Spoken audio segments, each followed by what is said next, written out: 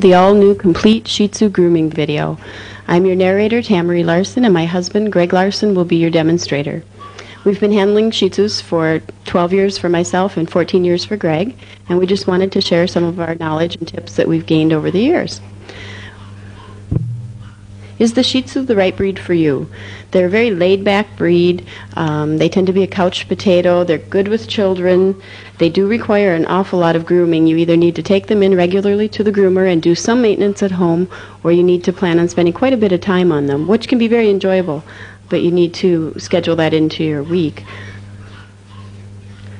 They are prone to certain diseases and problems. They can have eye problems because of the bulbous eyes that they have and the positioning of the eyes, and you need to be aware of that. Check their eyes daily.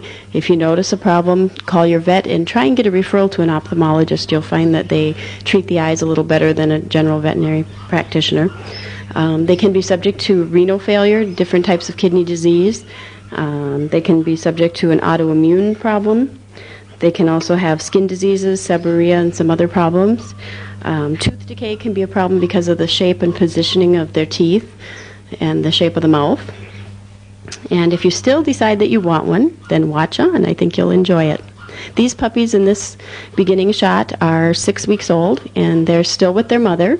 If someone offers you a puppy that's between 6 and 8 weeks old, it's probably best to turn it down. They really need to be with their siblings at that age and with their mother. A lot of Shih Tzu puppies don't even have their puppy teeth until they're between 8 and 9 weeks old, and they're really not capable of being on their own and eating on their own at that point.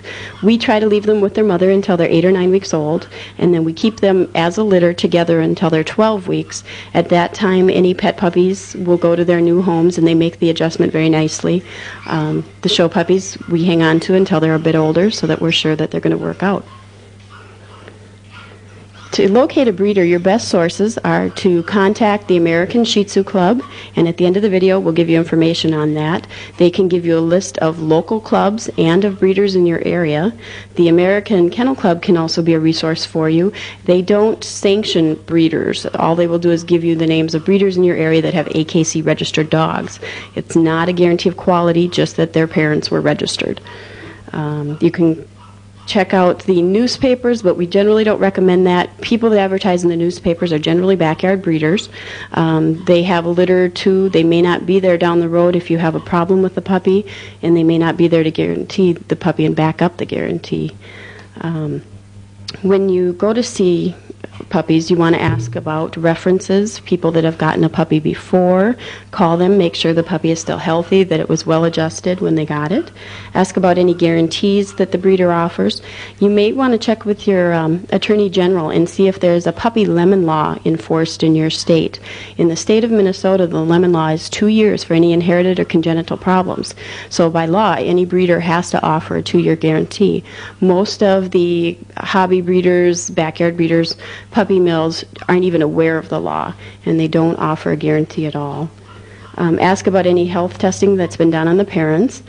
Try and see documentation on that. If it's OFA, which is the Orthopedic Foundation of America, they certify hips and elbows. CERF is the Canine Eye Registry Foundation, and they certify eyes. Shih Tzus can be tested for von Willebrand's disease, which can be a future indicator of autoimmune problems. They can be tested for thyroid dysfunction, be tested for possible kidney dysfunction. That doesn't always show up. Most breeders try and screen for it, but it's difficult to pinpoint that until it actually becomes a problem.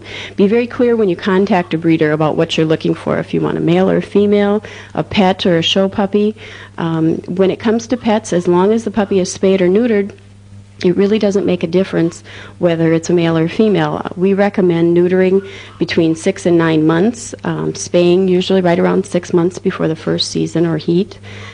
In some parts of the country, they do spaying and neutering at a very young age, usually between 8 and 12 weeks, and that's proven to be very effective, so you might want to check into that option. But just be very clear with your breeder what you want. If you want to get into showing, don't try and buy a pet puppy to save money, because you will get a pet puppy, one that has either a disqualifying fault or markings that aren't as desirable, something like that. So be honest with the breeder about what you're looking for. Most breeders will sell a puppy that is a pet on a limited registration with a spay-neuter contract. And what that means is they're trying to protect their line from being diluted and having dogs that they don't think are up to the grade being bred. And for the health of your pet, if you're buying a pet, it really is important to spay or neuter. It eliminates the incidence of testicular and ovarian cancer and breast cancer.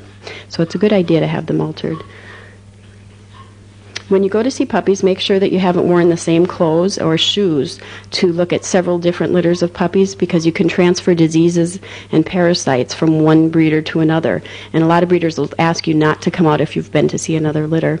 At the age these puppies are, a lot of breeders will let you come out just to look at them. They may promise you a puppy, but it may not be a specific puppy until they know which ones are show quality and which ones are pet quality. But it's always fun to go and see them and maybe take some pictures so that when you do get your puppy, you'll have baby pictures of them.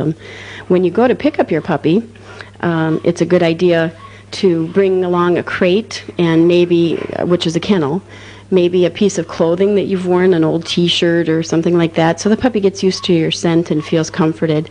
And a lot of times breeders will send something from their home also, a toy or a piece of blanket or something that's familiar to the puppy to make the transition a little bit easier.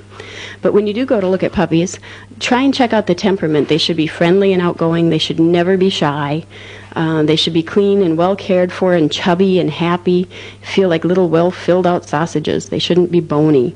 If you notice them drinking a lot of water, that can be a sign of kidney disease. Puppies like to play in water, so make sure that it's a definite obsession with water and not that they're not just playing with the water bottle or with a dish.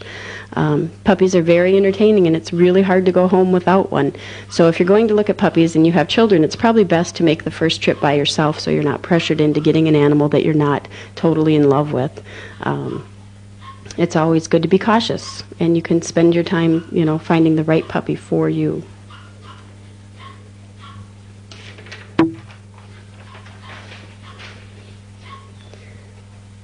Okay, we're going to start now with a 3-month-old puppy, and we'll bring him up in just a second.